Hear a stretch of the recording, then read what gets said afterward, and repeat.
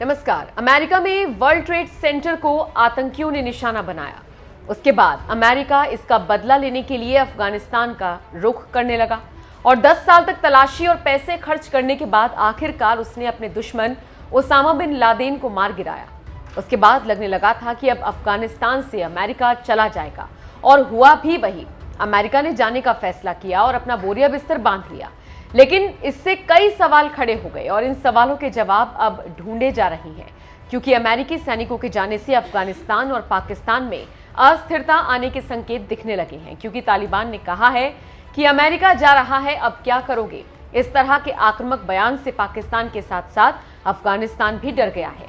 इसी का नतीजा है कि पाकिस्तान अपनी अफगानिस्तान से लगी सीमा को सुरक्षित कर रहा है और सुरक्षित करने के लिए तेजी के साथ बाड़बंदी कर रहा है, ताकि तालिबान और अन्य आतंकी संगठनों के हमले से बचा जा सके।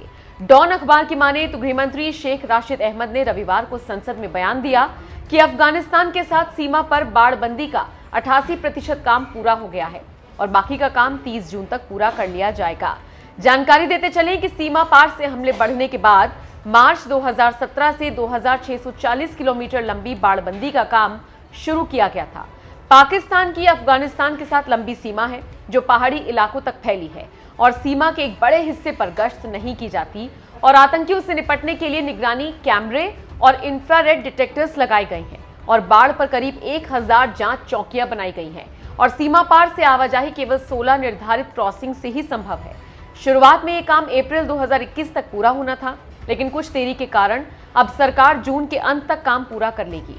पाक अधिकारियों की माने तो पाकिस्तान अमेरिकी सेना की वापसी के कारण पश्चिमी सीमा पर सुरक्षा मजबूत करने पर काम कर रहा है। जानकारों की माने तो अमेरिकी सेना की वापसी से पहले अस्थिर अफगानिस्तान में सुरक्षा हालात और बिगड़ने की आशंका है, जिसका असर पाकिस्तान पर भी पड़ सकता है। अमेरिकी सेना की वापसी पर पाकिस्तान के गृहमंत्री ने कहा है कि अगले 2 से 3 महीने पाकिस्तान के लिए बहुत महत्वपूर्ण है, क्योंकि अभी अफगानिस्तान में लगभग 38 स्थानों पर लड़ाई चल रही है। इसी बीच अमेरिकी सेना जा रही है, इससे पाकिस्तान को सावधान रहने की जरूरत है। तो आप समझ सकते हैं पाकिस्तान क्यों हड़बड़ाया हुआ है और इसका क्या मतलब है।